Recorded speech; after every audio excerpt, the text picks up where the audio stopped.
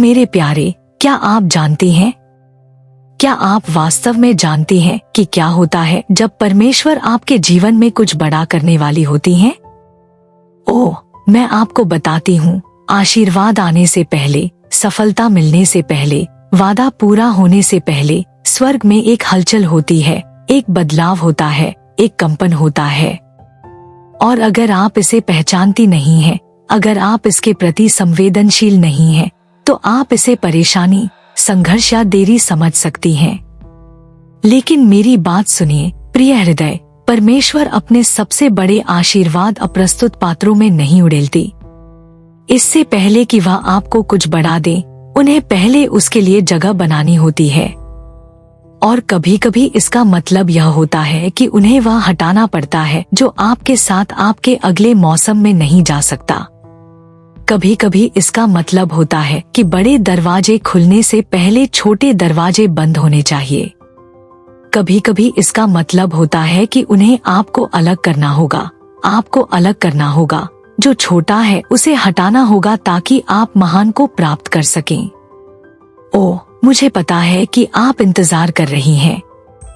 मुझे पता है कि आप पुकार रही हैं, परमेश्वर कब? परमेश्वर कैसे?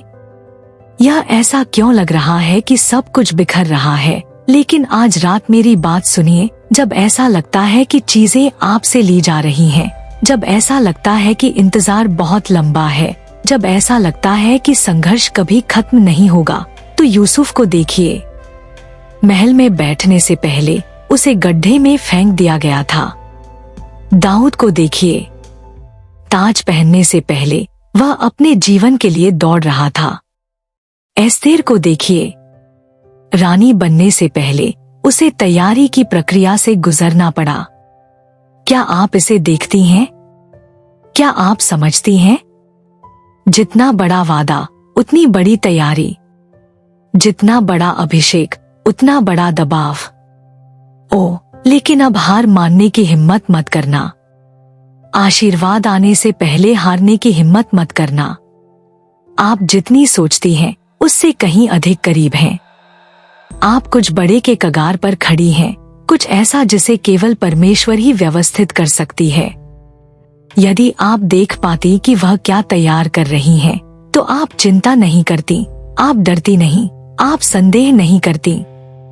आप अपने हाथ उठाती और कहती, प्रभु, मैं आप पर भरोसा करती हूँ। मैं इंतजार में आप पर भरोसा करती हूँ। मैं इंतजार में आप पर भरोसा करती हूँ।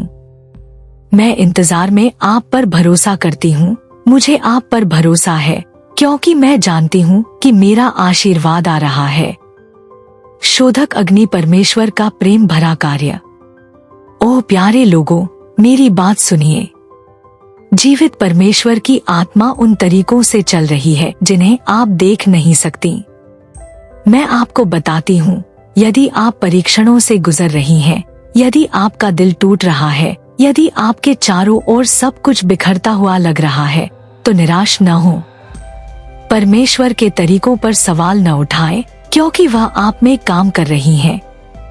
हाँ, अभी यह दुश्मन का हमला नहीं है, यह पवित्र आत्मा की शोधक अग्नि है।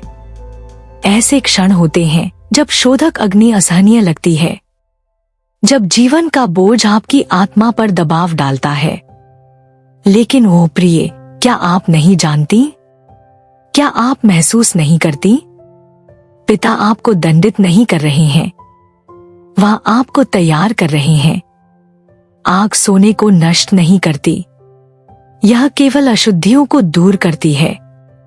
आज रात मैं चाहती हूँ कि आप अपने दिल को खोलें ताकि आत्मा की आवाज सुन सके, जैसे वह फुसफुसाती है, मैं तुम्हें शुद्ध कर रही हूँ, मैं तुम्हें मजबूत कर रही हूँ, मैं तुम्हें पवित्र कर रही हूँ। यदि आप सोच रही हैं कि आप परीक्षणों का सामना क्यों कर रही हैं, दरवाजे क्यों बंद हो गए हैं, आपको कुचलने जैसा क्यों लग रहा है, तो आपको समझना होगा, पवित्र आत्मा आपको परिष्कृत कर रही है। वह आपको कुछ बड़े के लिए अलग कर रही है। सुनो, परमेश्वर की शोधक अग्नि वह नहीं है जो नष्ट करती है, बल्कि वह है जो शुद्ध करती है। शुद्धिकरण की प्रक्रिया। शास्त्रों में आग हमेशा शुद्धिकरण का प्रतीक रही है, एक ऐसी प्रक्रिया जो अशुद्धियों को दूर करती है और कुछ अधिक मूल्यवान पैदा करती है। अपने कच्चे रूप में सोना उतना सुंदर नहीं होता जितना आग से गुजरने वाला सोना होता है। आग उसका मूल्य कम नहीं करती, इसके बजाय यह उसका असली मूल्य प्रकट करती है। इसी तरह परमेश्वर अपने बच्चों को परीक्षणों और कठिनाइयों के मौसम से गुजरने देती है, उन्हें नुकसान पहुंचाने के लिए नहीं, बल्कि एक पवित्रता और शुद्धता लाने के लिए जिसे आराम में प्राप्त नहीं किया जा सकता। कई बार विश्वासी सवाल करते हैं कि उन्हें कठिनाइयों को क्यों सहना पड़ता है। वे पूछते हैं, प्रभु, मैं इससे क्यों गुजर रही हूँ? ऐसा क्यों लगता है कि सब कुछ मेरे खिलाफ है? लेकिन वे यह समझने में विफल रहते हैं कि जिस चीज का वे विरोध कर रहे हैं वही परमेश्वर उन्हें परिष्कृत करने के लिए उपयोग कर रहा है। पवित्र आत्मा ऐसे पात्रों पर अपना अभिषेक नहीं रखती जो अशुद्धियों से भरे होते हैं। वह पुराने मशकों में नई दाखरस नहीं उड़ेलती। वह आग के माध्यम से एक पात्र को तैयार करती है, उसे तोड़ती है और उसे फिर से आकार देती है ताकि वह उसके दिव्य उद्देश्य के अनुरूप हो जाए। जब परीक्षण आते हैं तो वे अक्सर दंड जैसे लगते हैं, लेकिन वास्तविकता में वे तैयारी हैं। यूसुफ को गड्ढे में फेंक दिया गया, गुलामी में बेच दिया गया और गलत तरीके से कैद कर लिया गया इससे पहले कि वह अपनी नियति में कदम रखे। उसने जितनी भी कठिनाई सहन की वह एक परिष्करण प्रक्रिया थी। गड्ढे में उसके विश्वास का परीक्षण हुआ, गुलामी में उसकी ईमानदारी साबित हुई, जेल में उसके धैर्य और चरित्र को आकार दिया गया। जब तक वह फिरौन के सामने खड़ा हुआ तब तक वह वही लड़का नहीं था जिसने कभी कई रंगों का कोट पहना था। उसे परिष्कृत किया गया था।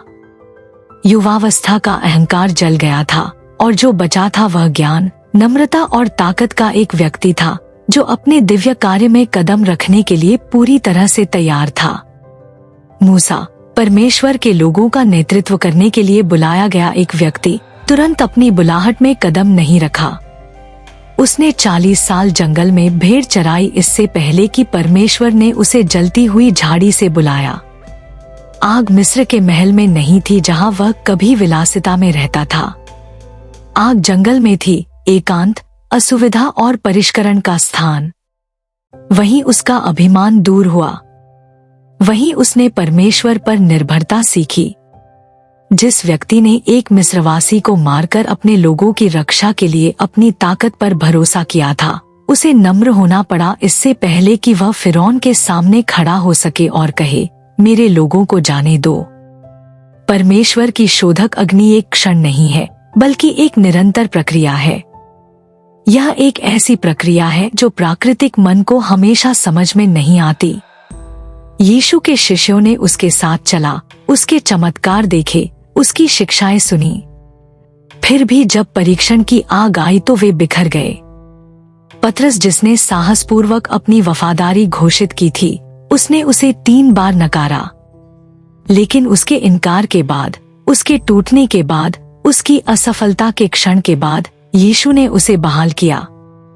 और जब पेंटेकोस्ट की आग उस पर गिरी तो वह अब वही व्यक्ति नहीं था जो डर में दुबका हुआ था।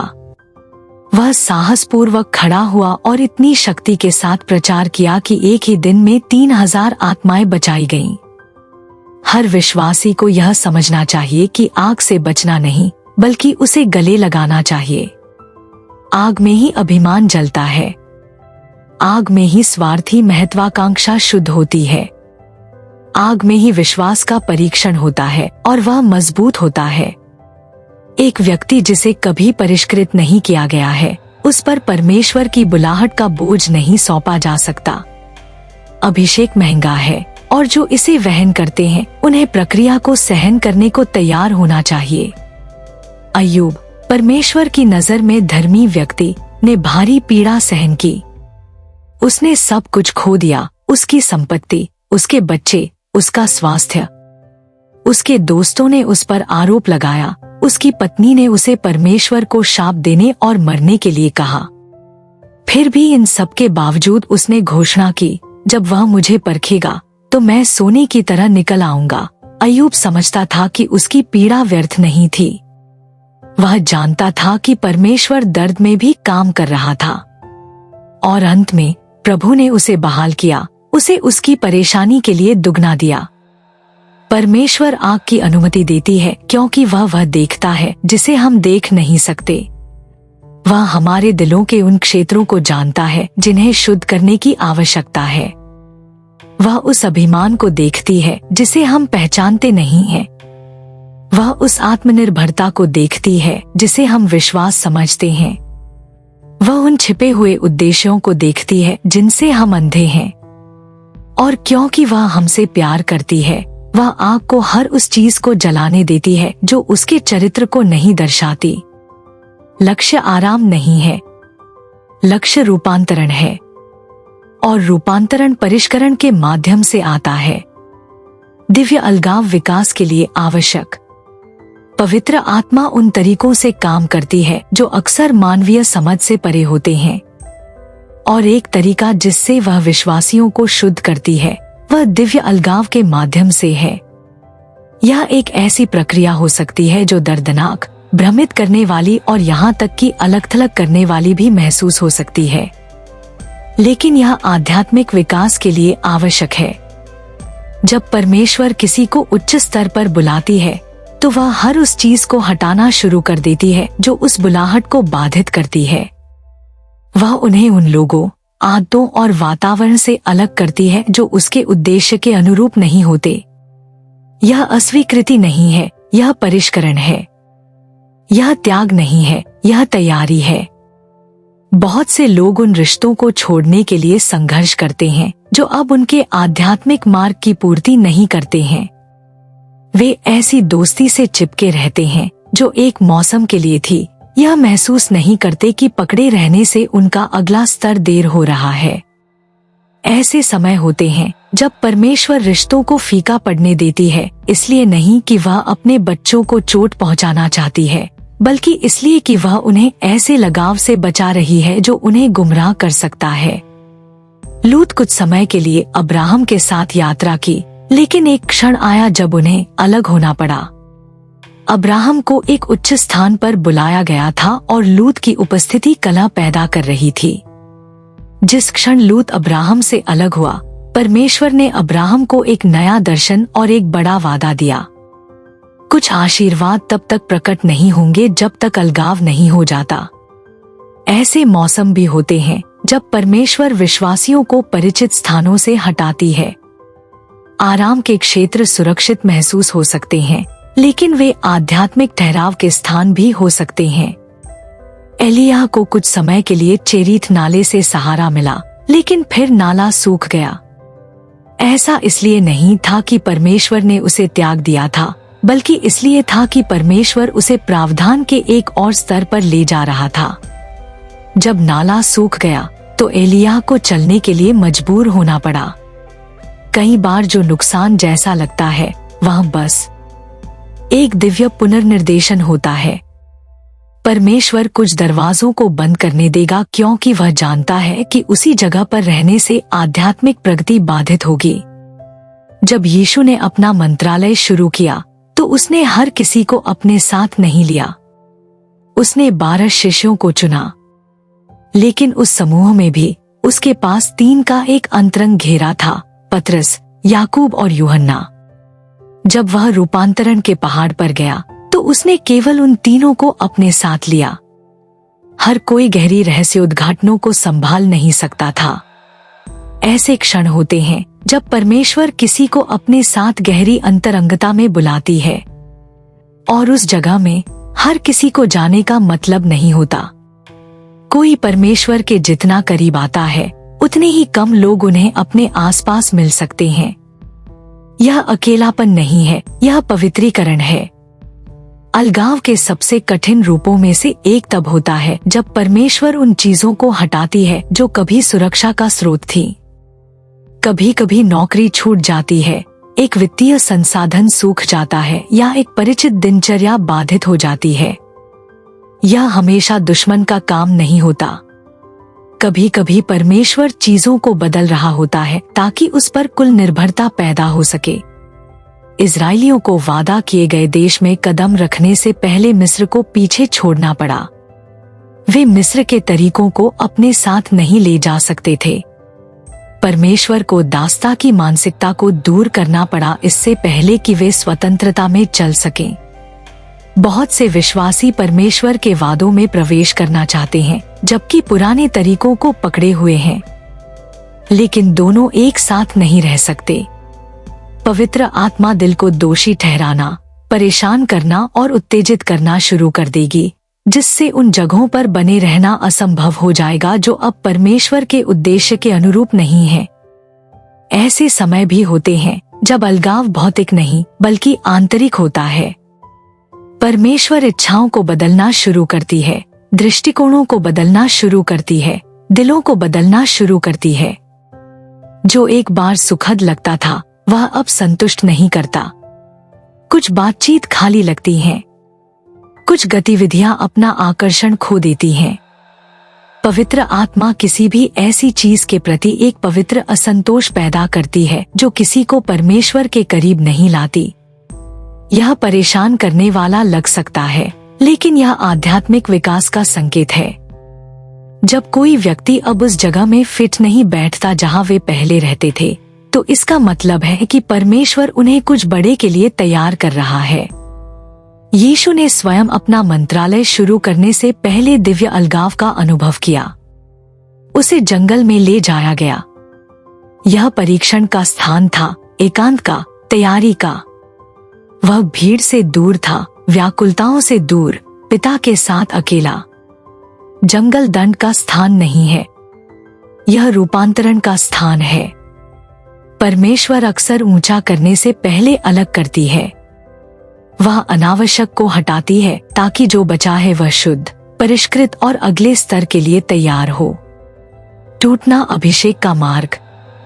टूटना परमेश्वर की अनुपस्थिति का संकेत नहीं है, बल्कि उसकी निकटता का संकेत है। जब परमेश्वर किसी को अपनी महिमा के लिए उपयोग करना चाहता है, तो वह अक्सर उन्हें कुचलने के मौसम से गुजरने देता है।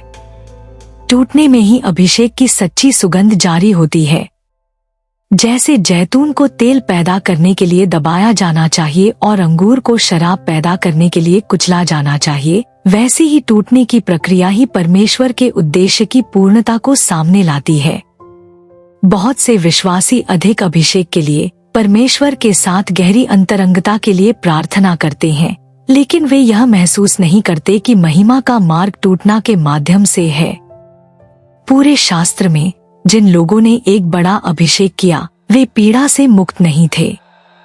यूसुफ को महानता का सपना दिया गया था, लेकिन इससे पहले कि वह उस वादे में कदम रखे, उसे उसके भाइयों ने धोखा दिया, गड्ढे में फेंक दिया गया, गुलामी में बेच दिया गया, झूठा आरोप लगाया गया और कैद कर लिया गया।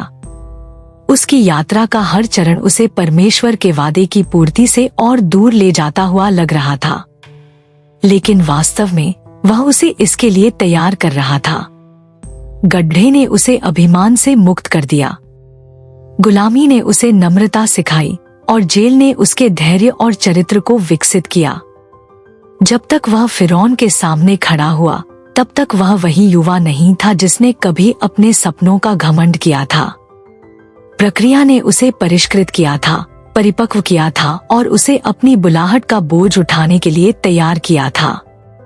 दाऊद को एक युवा चरवाहा लड़के के रूप में, राजा के रूप में अभिषेक किया गया था, लेकिन सिंहासन पर बैठने से पहले उसने शाऊल से भागते हुए, गुफाओं में छिपते हुए और विश्वासघात का सामना करते हुए वर्षों बिताए।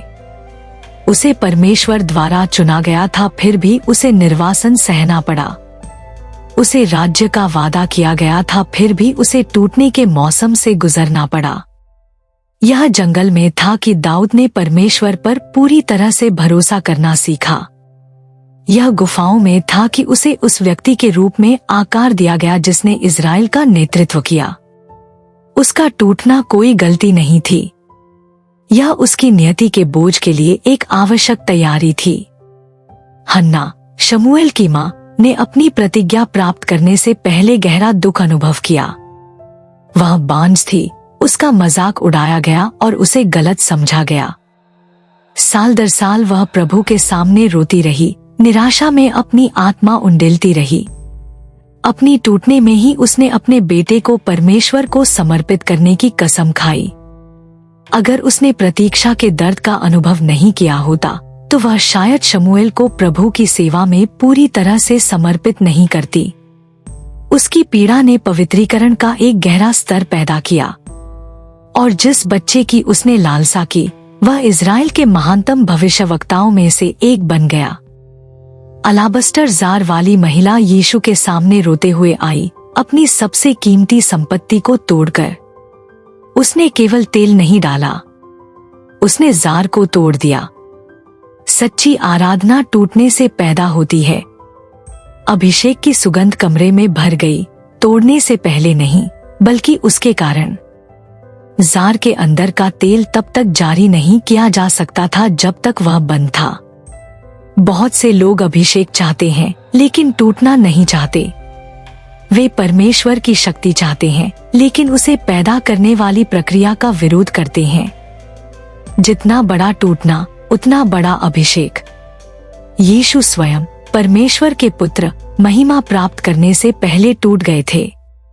गतसमनी के बगीचे में उन्होंने पीड़ा में प्रार्थना की, खून की बूंदें बहाते हुए, पिता की इच्छा के प्रति समर्पण करते हुए। उन्हें धोखा दिया गया, मजाक उड़ाया गया, पीटा गया और क्रूस पर चढ़ाया गया। क्रूस अंतिम टूटना था, लेकिन यह पुनरुत्थान शक्ति का मार्ग भी था।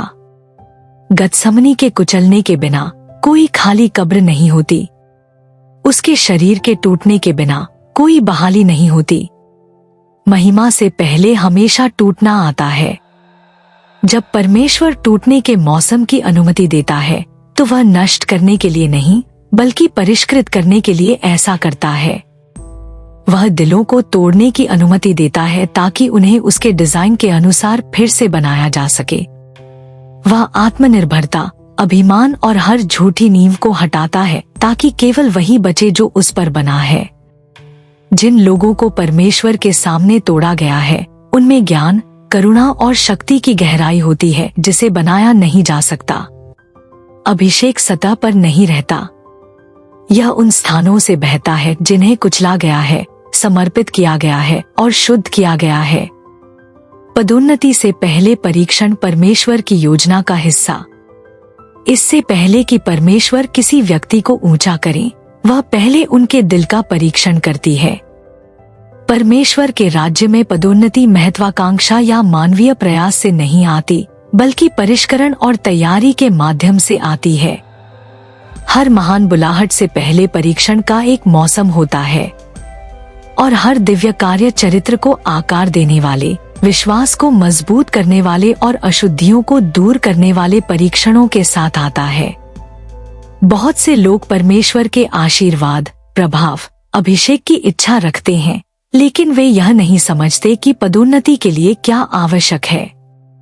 महिमा का बोझ भारी होता है। परीक्षण के बिना एक व्यक्ति परमेश्वर ने उनके लिए जो योजना बनाई है उसे वहन करने में सक्षम नहीं होगा। परमेश्वर ने अब्राहम को राष्ट्रों का पिता बनाने से पहले उसका परीक्षण किया। अब्राहम ने परमेश्वर की आज्ञा पर अपनी मातृभूमि छोड़कर पहले ही विश्वास का प्रदर्शन कर दिया था। लेकिन अंतिम परीक्षण तब आया जब परमेश्वर ने उससे इसहाक, प्रतिज्ञा किए गए पुत्र की बलि देने के लिए कहा। अब्राहम विरोध कर सकता था, सवाल कर सकता था या देरी कर सकता था, लेकिन इसके बजाय उसने तुरंत आज्ञा मानी। यह तभी था जब उसने चाकू उठाया कि परमेश्वर ने हस्तक्षेप किया, इसहाक के स्थान पर एक मेमना प्रदान किया। परीक्षण स्वयं बलिदान के बारे में नहीं था, बल्कि अब्राहम के दिल की स्थिति के बारे में था। क्या वह परमेश्वर पर पूरी तरह से भरोसा करेगा, तब भी जब इसका कोई मतलब नहीं था? क्या वह वादे को देने वाले से अधिक वादे को पकड़े रहेगा?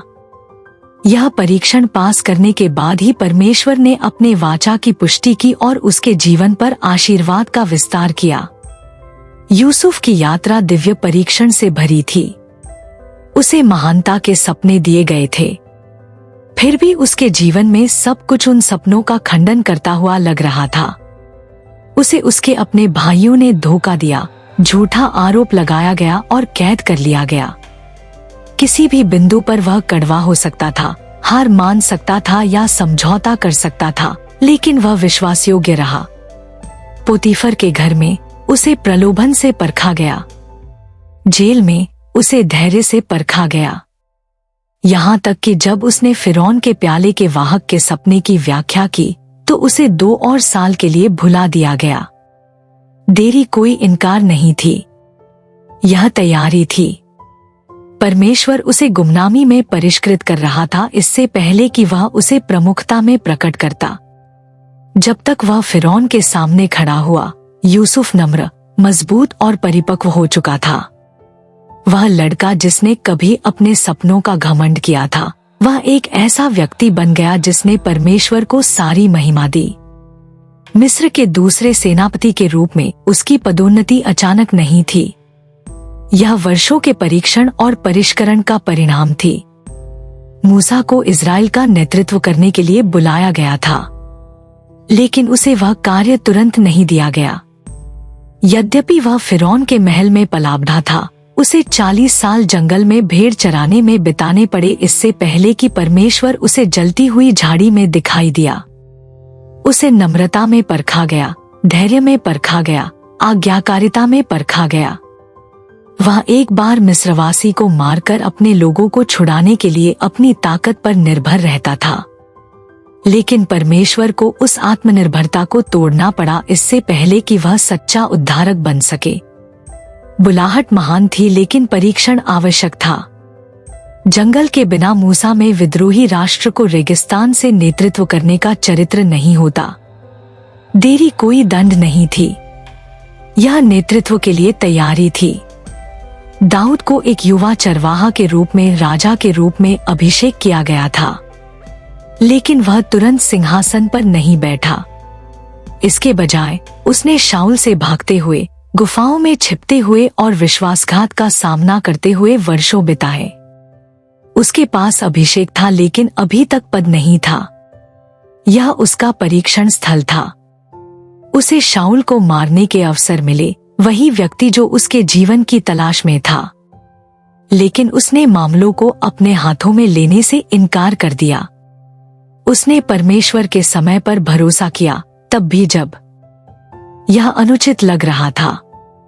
वह धैर्य, बदला लेने से इनकार, यह इस बात का प्रमाण था कि वह राजा बनने के लिए तैयार था। अगर उसने एक शॉर्टकट लिया होता तो उसे सिंहासन मिल सकता था, लेकिन अपनी ईमानदारी खो देता। जंगल में उसका समय बर्बाद नहीं हुआ था, यह उसे बुद्धि और धार्मिकता के साथ शासन करने के लिए तैयार कर रहा था। यहाँ तक कि यीशु, परमेश्वर के पुत्र का भी अपने मंत्रालय में कदम रखने से पहले परीक्षण किया गया था। उसे पवित्र आत्मा द्वारा जंगल में ले जाया गया जहां उसने 40 दिनों तक उपवास किया और शैतान द्वारा प्रलोभित किया गया। हर प्रलोभन उसकी पहचान, आज्ञाकारिता और पिता के प्रति भक्ति का परीक्षण था। उसने खुद को साबित करके नहीं, बल्कि परमेश्वर के वचन पर दृढ़ रहकर विजय प्राप्त की। उसका परीक्षण उसकी शक्ति से पहले आया। जंगल के बाद वह आत्मा की शक्ति में लौटा, अपनी दिव्य मिशन को पूरा करने के लिए तैयार। परमेश्वर परीक्षण नष्ट करने के लिए नहीं, बल्कि परिष्कृत करने के लिए करता है। हर परीक्षण को यह प्रकट करने के लिए डिजाइन किया गया है कि दिल में वास्तव में क्या है। कुछ असफल होते हैं क्योंकि वे शॉर्टकट खोजते हैं, प्रक्रिया का विरोध करते हैं या अभिमान को पकड़े रहते हैं। लेकिन जो सहन करते हैं, जो परमेश्वर की शोधक अग्नि के प्रति समर्पित होते हैं, जो छिपी हुई जगहों में विश्वासयोग्य रहते हैं, वे ही वह होते हैं जिन्हें वह ऊंचा करता है। बुलाहट जितनी बड़ी होती है, परीक्षण उतना ही अधिक होता है। जो शक्तिशाली रूप से उपयोग किए जाने की इच्छा रखते हैं, उन्हें पहले विश्वसनीय साबित होना चाहिए। धार्मिकता के प्रति गहन विश्वास शुद्धि का संकेत। जब परमेश्वर किसी को शुद्ध कर रही होती है, तो सबसे स्पष्ट संकेतों में से एक धार्मिकता के प्रति एक तीव्र और अटूट विश्वास होता है। पवित्र आत्मा हृदय को उत्तेजित करना शुरू करती है, उन चीजों की जागरूकता पैदा करती है जिन्हें कभी अनदेखा किया जाता था। पाप के प्रति एक गहरी संवेदनशीलता होती है, समझौते के बारे में एक बेचैनी होती है और पवित्रता की ओर एक आंतरिक खिंचाव होता है। यह विश्वास निंदा नहीं है, यह परमेश्वर का प्यार भरा मार्गदर्शन है जो अपने बच्चों को शुद्धता के स्थान पर और उसकी इच्छा के साथ संरेखण में खींचता है। यह एक शोधक अग्नि है जो हर उस चीज को जला देती है जो उसकी महिमा को नहीं दर्शाती। सच्चा परिवर्तन होने से पहले पवित्र आत्मा छिपी हुई चीजों को उजागर करना शुरू करती है। जो चीजें कभी बहाने बनाई जाती थी या न्याय संगत थी, वे अचानक असहनीय लगने लगती हैं। जो शब्द कभी लापरवाही से बोले जाते थे, वे अब बेचैनी लाते हैं। जो आदतें पहले हानिरहित लगती थी, वे अब बोझ जैसी लगती हैं। कोई परमेश्वर के जितना करीब आता है, उतना ही वे किसी भी ऐसी चीज से असहज हो जाते हैं जो उसे सम्मानित नहीं करती। यह कानूनवाद नहीं है। आत्मा शर्मिंदा करने के लिए दोषी नहीं ठहराती, बल्कि शुद्ध करने के लिए ऐसा करती है। वह निंदा करने के लिए उजागर नहीं करती, बल्कि चंगा करने के लिए ऐसा करती है। दोष सिद्धि परमेश्वर के प्रेम का एक संकेत है, उसकी सक्रिय उपस्थिति का एक निशान, एक संकेत है कि वह किसी को कुछ बड़े के लिए तैयार कर रहा है। दाऊद इस प्रक्रिया को अच्छी तरह समझता था। बातशेबा के साथ पाप करने के बाद वह अपने दिल को कठोर कर सकता था, अपने कार्यों को सही ठहरा सकता था या अपनी अंतरात्मा को शांत कर सकता था। लेकिन जब भविष्यवक्ता नातान ने उसे सामना किया तो दाऊद की प्रतिक्रिया गहरी पश्चाताप की थी। उसने परमेश्वर को पुकारा, हे परमेश्वर, मुझ में एक शुद्ध हृदय उत्पन्न कर और मेरे भीतर एक सही आत्मा को नवीनीकृत कर। वह समझता था कि पाप केवल कार्यों को कलंकित नहीं करता, यह दिल को प्रदूषित करता है। और जब तक दिल शुद्ध नहीं होता, सच्चा बहाली नहीं हो सकती। परमेश्वर की दोष सिद्धि का उद्देश्य कभी किसी को उससे दूर धकेलना नहीं होता, बल्कि उन्हें करीब लाना होता है, उन बाधाओं को दूर करना जो उसके साथ अंतरंगता को बाधित करती हैं। यशायाह का परमेश्वर की पवित्रता के साथ एक शक्तिशाली सामना हुआ। जब उसने प्रभु को ऊंचा और उठा हुआ देखा तो उसने तुरंत अपनी अयोग्यता को पहचान लिया। उसने पुकारा, मैं तबाह हूँ, क्योंकि मैं अशुद्ध होंठों वाला व्यक्ति हूँ। वह परमेश्वर की उपस्थिति के जितना करीब आता गया, उतना ही उसे शुद्धिकरण की अपनी जरूरत दिखाई दी। लेकिन परमेश्वर ने उसे उस स्थिति में नहीं छोड़ा। एक सेराफिम ने वेदी से एक जीवित अंगारा लिया और उसके होठों को छुआ, यह कहते हुए, तुम्हारा अपराध दूर हो गया है और तुम्हारा पाप क्षमा हो गया है। यह पवित्र आत्मा का काम है। वह प्रकट करती है, वह दोषी ठहराती है और फिर वह शुद्ध करती है। वह परिवर्तन के लिए अनुग्रह प्रदान किए बिना कभी पाप को प्रकट नहीं करती। जब पतरस ने यीशु को 3 बार नकारा तो वह दुख से अभिभूत हो गया। उसने यीशु के साथ चला था, चमत्कार देखे थे, उसकी शक्ति का अनुभव किया था। फिर भी डर के एक क्षण में उसने उसे जानने से इनकार कर दिया। लेकिन उसके बाद जो दोष सिद्धि हुई, वह उसे नष्ट करने के लिए नहीं थी, यह उसे बहाल करने के लिए थी। यीशु के मृतकों में से जी उठने के बाद उसने पतरस को ढूंढा, उसे निंदा करने के लिए नहीं, बल्कि उसकी बुलाहट की पुष्टि करने के लिए। 3 बार यीशु ने पूछा, क्या तुम मुझसे प्यार करते हो? और 3 बार पतरस ने नम्रता से जवाब दिया। यह सिर्फ एक बातचीत नहीं थी, यह एक शुद्धिकरण था। यीशु पतरस के दिल को बहाल कर रहा था, अपराध को हटा रहा था और उसे आगे के कार्य के लिए तैयार कर रहा था। वही पतरस जिसने यीशु को नकारा था, वह वही बन गया जिसने पेंटेकोस्ट के दिन साहसपूर्वक खड़ा होकर शक्ति के साथ प्रचार किया और हजारों लोगों को उद्धार के लिए प्रेरित किया। दोष सिद्धि सशक्तिकरण की ओर ले जाती है। पौलुस अपने धर्मांतरण से पहले गलत चीजों के लिए उत्साही था। उसने ईसाइयों को सताया, यह विश्वास करते हुए कि वह परमेश्वर की सेवा कर रहा था। लेकिन जब उसने दमिश्क के रास्ते में यीशु का सामना किया तो सब कुछ बदल गया। एक अंधा कर देने वाला प्रकाश उसे घेर लिया, उसे जमीन पर गिरा दिया।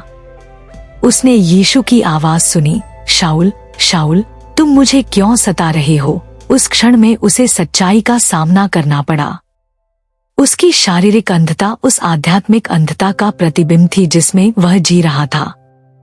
3 दिनों तक वह अंधकार में रहा, देखने में असमर्थ, जब तक हनानिया ने उस पर हाथ नहीं रखा और उसकी दृष्टि बहाल नहीं हुई। वे 3 दिन गहरी दोष सिद्धि, प्रतिबिंब, शुद्धिकरण का समय थे। जब वह उभरा तो वह अब शाऊल उत्पीड़न करने वाला नहीं था, बल्कि पौलुस प्रेरित था। जिस व्यक्ति ने एक बार मसीह का विरोध किया था, वह उसके सुसमाचार के महानतम दूतों में से एक बन गया। परमेश्वर की दोष सिद्धि एक उपहार है। यह एक संकेत है कि वह समाप्त नहीं हुआ है, कि वह अभी भी काम कर रहा है, कि वह अपने बच्चों को वहीं छोड़ने से इनकार करता है जहां वे हैं।